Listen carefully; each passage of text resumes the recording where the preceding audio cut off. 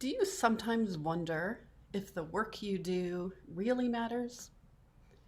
Do you sometimes get in that doubt vortex?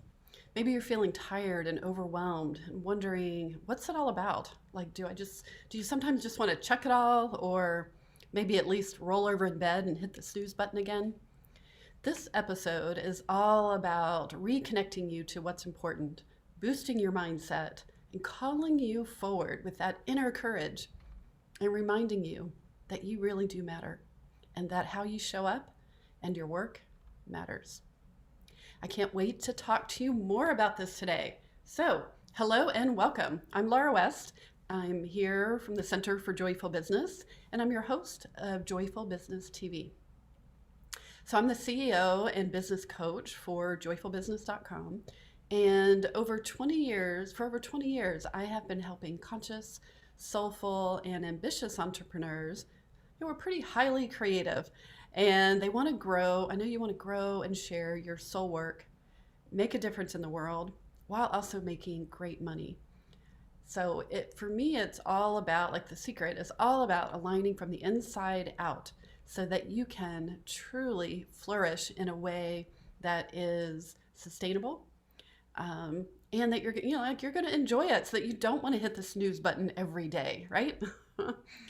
So here's what I want you to know. I want you to know that I deeply, deeply believe in you, and that I do believe that you and every one of us, we are innately designed to flourish. Like we already have what we need inside. Just like the acorn is destined to turn into the oak tree, right? The sunflower seed is going to become this beautiful giant sunflower. But we just need to get the stuff out of the way so that we can release your potential and your possibilities. So that's where we're going to be focused on. That's what we're going to be focused on today. So let me tell you how this works. If you're here live, for the next 30 minutes, I'm going to share about our topic. And I'm just going to check in here and make sure I've got everything all set up here. Yep, we are good to go. So for the next 30 minutes, I'm going to share about our topic, and then I'm going to open it up for you. So I'll be here for another 30 minutes to answer your questions, to talk about your business and what's going on for you as you grow and create your own joyful business. So today, we're going to talk about purpose, the ripple effect, showing up again, and how you matter and your work matters. So one of my favorite books is called The Great Work of Your Life by Stephen Cope. And it starts out the very first page with a quote. And the quote says, and I've changed the pronoun to fit this audience, is that every woman has a vocation to be someone. But she must understand clearly that in order to fulfill this vocation, she can only be one person, herself. In order to fulfill this vocation, she can only do that by being one person, herself. So my work with purpose-driven and soul-led entrepreneurs, it's just that. It's about this simple idea and yet incredibly challenging and vulnerable work to be yourself. It's amazing how hard that can be to let everything down, right? Let people see the real you, right? Because it's really vulnerable. We are so trained to look outside ourselves to get feedback on, are we doing it right? What do other people think? Are we doing the right things? Are we being the right person, right?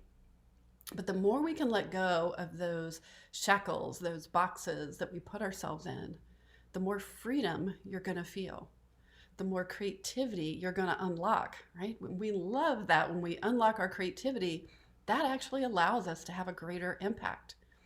And the greater impact looks like positively changing lives with our business and how we show up in our business.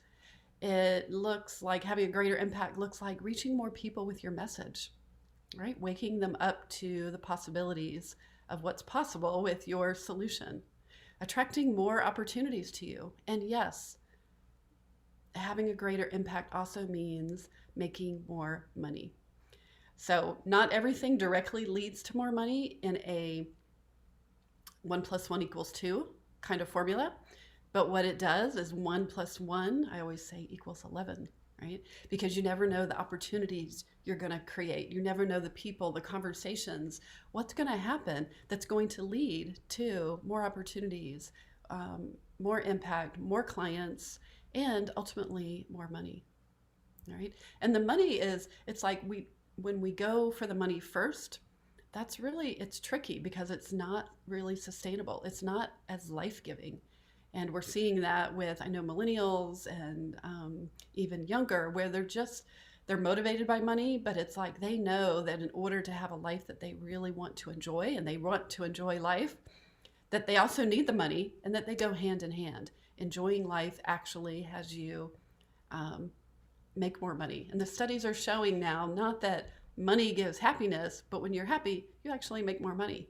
So stay tuned. We're going to talk more about that in future episodes. But this idea of showing up, right?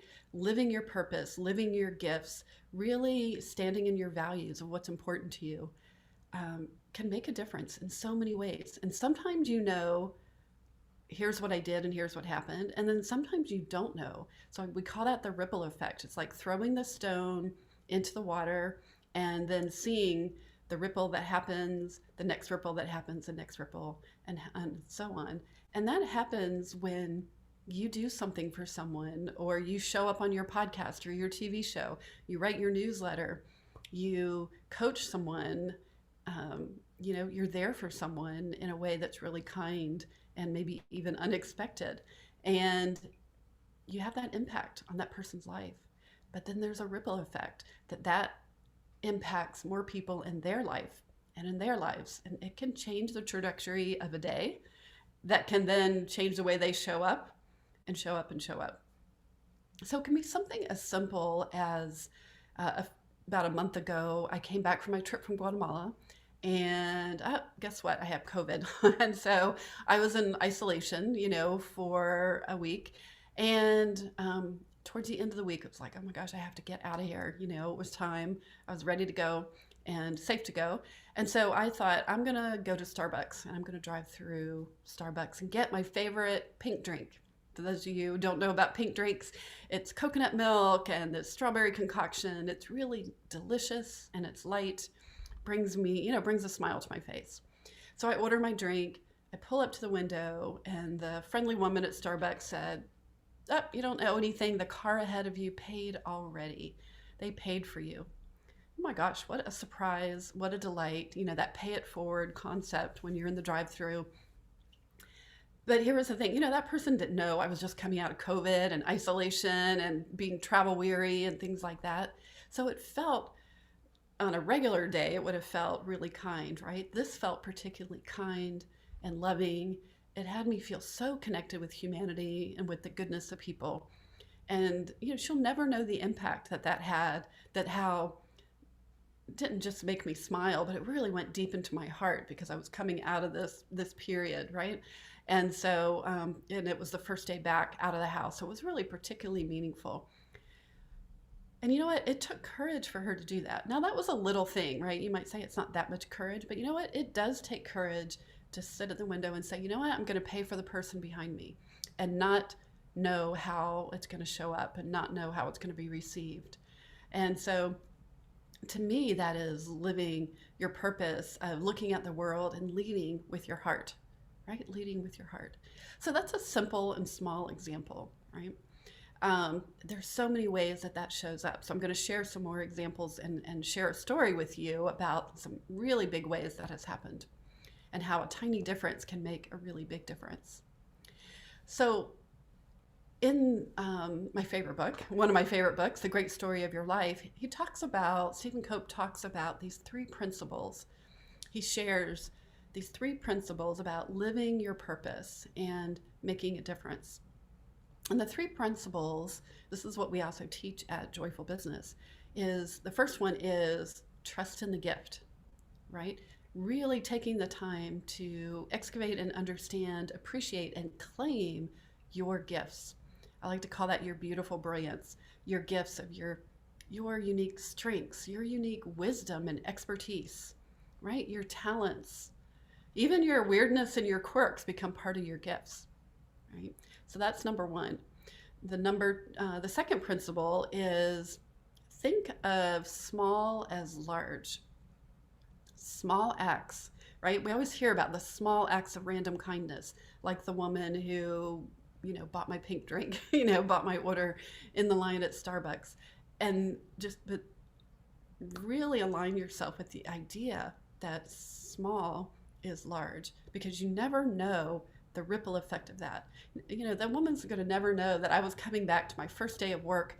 That made me, my heart was expanded. Had so much energy. I felt so excited for the day, and it restored, not restored, but I have faith in humanity, but it really connected me to that faith in humanity. So it reconnected me to my work that I do in this big way. And that has a large impact, and that impacted all the clients that I coached that day. So again, you never know where that ripple effect's going to go. And then the third principle is listen for the call of the times, right? And that is, first of all, we start out going inside with your gifts, trusting that every step, every impact makes a difference. And then listening for what is relevant right now. How can I bring my gifts forward in the world and make a difference? And it might be as small as buying somebody's drinks, buying somebody's order, or something bigger that you do with your business. So I remember years ago when I first started my coaching business, and I worked with this woman who worked for the CDC. Back before the CDC was like common language, everyday language, right? She had a really tough situation at the time. There had been this harassment case and she was involved with, and her colleagues were mad at her and they were really making things difficult for her. And so she hired a coach to really help her through this. And so we were working on how to consciously change her relationships and her environment so that she could be happy at work, right? Have a joyful business, have a joyful career, and really make a difference with the work that she was doing. And I can remember several times where she was emailing information to another department. And we did something as simple, right? A small act as sitting with that email before she sent it and sending it with intention, as though you could send that email out. This can sound a little woo-woo, but energy, it's all about the energy, right? She sent it with the energy of how she wanted it to be received. She actually visualized the way that she wanted it to be received. She wanted it to be received with openness, with an open heart and open mind. She wanted them to really get that she cared, and she cared about them. She cared about what she was talking about, and that it would, what their concerns were mattered, and that she was here. The lines of communication were open. And each time she did that, it was like more and more. She cracked open this relationship, with her colleagues, and she more and more started getting the support to be able to move her work forward and to be able to help them be even more successful, right? And she did this by slowing down and being more intentional with her emails. This was a simple thing that we coached on, and yet it had really a great ripple effect throughout the organization and throughout people's workday. Then she got really interested in how would this work in her family, if she was that intentional. And there were some things that were going on with her daughter. She was at a period of time where she was choosing her college, and things were just a bit tough, right? She was, so she started writing down. Created this exercise where every day she would write down things that she loved about and admired in her daughter. Because, she was having trouble seeing her daughter with light and love, right? It just wasn't happening. And every day she would just write in her journal and write down, all right, here's things I admire. Here's what I love about my daughter. And you know what? It softened her. And she reconnected to the love she has for her daughter. And then that changed the way that she showed up, right? And within 3 days, it totally opened up their relationship because she started showing up differently. And then, it was like they became closer than they ever had been. And then, to this day, I still get messages. This is 20 years later, almost 20 years later. I still get messages from that client. She brings a smile to my face every time. She's moved all over the world, and she still reaches out every couple of years just to tell me like what a difference that I'm making and how much I influenced her life and changed her life, and that I'm still doing it. You know what? That is priceless, right? And that keeps me going. So sometimes you see and hear the ripple effect, and sometimes you don't, right? And so there's something about showing up, committing to your gift, that you have this gift, your purpose, your gift to give out into the world, over and over again. And so your commitment, it's about your commitment to your gifts, that you're going to show up and live your gift, right? Principle number one.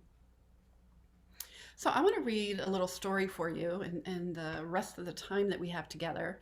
And this is from another one of my favorite books, and it's called The Noticer. The Noticer. All right. And it's by Andy Andrews. And I'm just going to shift my screen view here. All right. And we're dropping into the middle of the book. Here's the book here, Andy Andrews, The Noticer.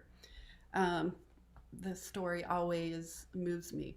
So this book is a parable, and it is about this guy Jones who shows up in this town and all these different places. Nobody really knows where he comes from, where he's at, but he engages people in these kind of philosophical conversations, and he always shifts their perspective, right, into something, a perspective that is more resourceful and a whole new way to look at things. So in this one situation, Jones, is sitting on the park bench with this woman, an older woman. Her name is Willow. And they're having this conversation about her she's feeling older, like her life has passed. She's done what she's here to do. And her kids are grown, and, her husband's passed on, I think. And so she's just kind of feeling like she's not really having an impact, or things don't quite matter. And Jones says, if you are breathing, you are still alive. If you are alive, then you are still here, physically on this planet. If you are still here, then you have not completed what you were put on this earth to do. If you have not completed what you have been put on this earth to do, that means your very purpose has not yet been fulfilled. If your purpose has not yet been fulfilled, then the most important part of your life has not yet been lived. And if the most important part of your life have not yet been lived, and Jones pauses, waiting for Willow to follow his thought. She's like, that is my proof of hope, says Willow. He says, yes, the most important part of your life is ahead of you. Even during the worst of times, one can be assured that there is more laughter ahead, more success to look forward to, more children to teach and help. She was a teacher. More friends to touch and influence. There is proof of hope for more. And they were silent for a time before Willow spoke again. But where do I begin? How do I start? She asked quietly. Don't misunderstand me, Jones. I am old but not hard-headed. I am convinced and excited that I'd like to accomplish something. I know it won't be a big thing, but it would be nice to know that I'm at least making a tiny difference. Jones kind of smirks, and he's shaking his head, and he's like, sorry, but I have never known a single person to make a tiny difference. I am not even convinced that it's possible. So you will have to settle for making a huge difference. So intrigued, Willow says, go on. And Jones says, while it is true that most people never see or understand the difference they make, or sometimes only imagine that their actions are having a tiny effect, every single action a person takes has far-reaching consequences. Do you know the name Norman Borlaug? Willow shook her head. Norman Borlaug was 91 when he was informed that he had been personally responsible for saving the lives of 2 billion people. 2 billion people? Willow exclaimed. How is that possible? Norman Borlaug was the man who hybridized corn and wheat for arid climates, Jones says. The Nobel Committee, the Fulbright scholars, and many other experts calculated that all over the world in Central and South America, Western Africa, across Europe and Asia, through the plains of Siberia and America's own Southwest desert, his work saved from famine over 2 billion people, and that number is increasing every day. Wow, incredible, Willow said. Yes, isn't it? But the most incredible part of the story is that Borlaug, for all the credit he received, he was not the person who saved 2 billion people. What? Says Willow. Yes, that's right, Jones confirmed. I believe it was a man called Henry Wallace. He was vice president of the United States under Roosevelt. Willow says, I thought Truman was vice president under Roosevelt. Jones said, agreed. He's like, he was. But remember, Roosevelt served 4 terms. During his 3rd term, he had a vice president called, who was the former Secretary of Agriculture, and his name was Henry Wallace. While Wallace was vice president of the United States, he used the power of his office to create a station in Mexico, whose sole purpose was somehow to hybridize corn and wheat for arid climates. And then he hired a young man named Norman Borlaug to run it. So while Norman Borlaug won the Nobel Prize, it was really Henry Wallace whose initial act was responsible for saving 2 billion lives. I never knew, Willow said. Why don't I remember the man?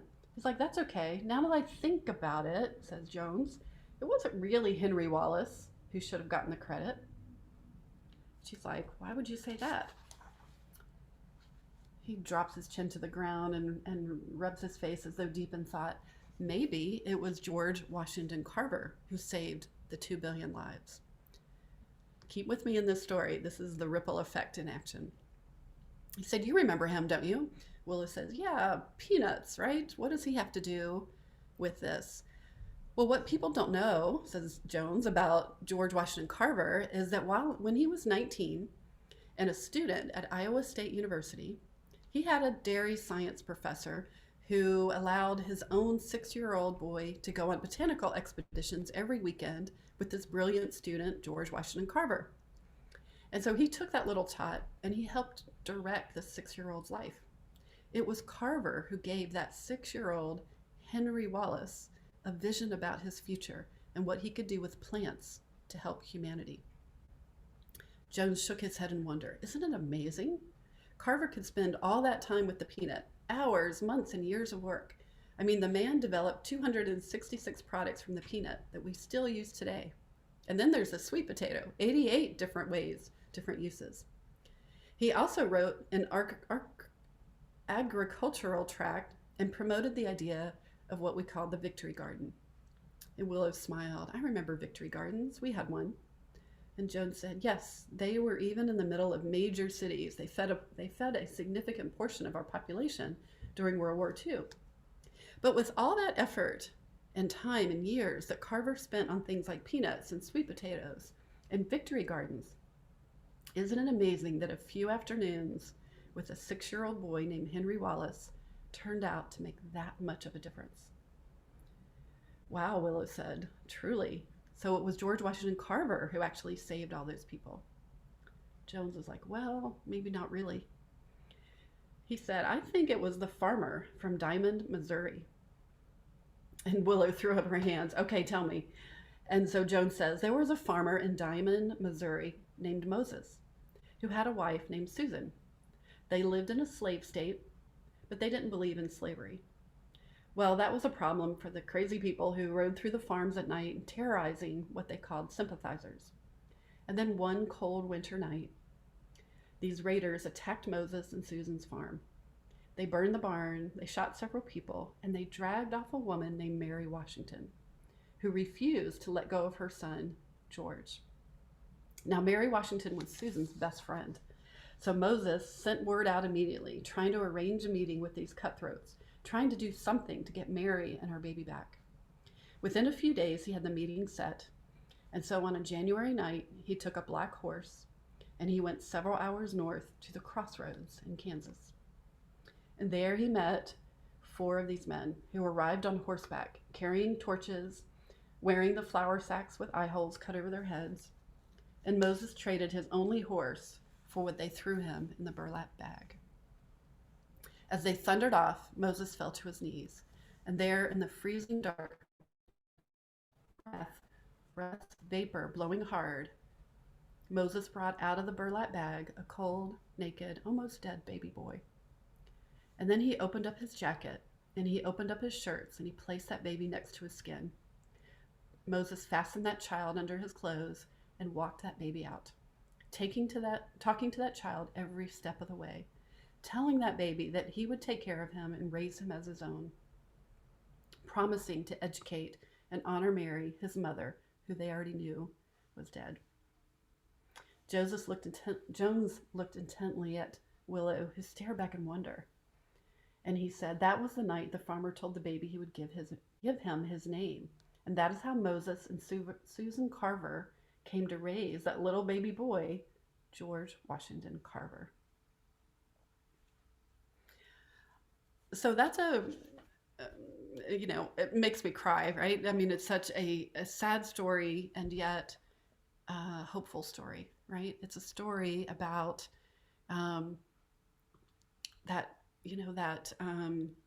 it just moves me every time I read that. The actions of one person, like you never know what that ripple effect will be and how powerful it can be. You could save 2 billion lives without even realizing it by the simple acts that you do, that you create with somebody.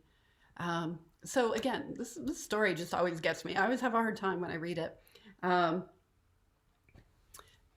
But I want to remind you that when you stand in your gifts and you really own, that living your life on purpose, inspiring others, being kind, that putting intention and having a conscious business where you live your values, treat people the way that you want to be treated, and share your gifts, your unique gifts that you have. You never know what the ripple effect will have. And here's the reminder, is that you are responsible for finding your commitment each day to look at your gifts, look at your purpose. How can you show up?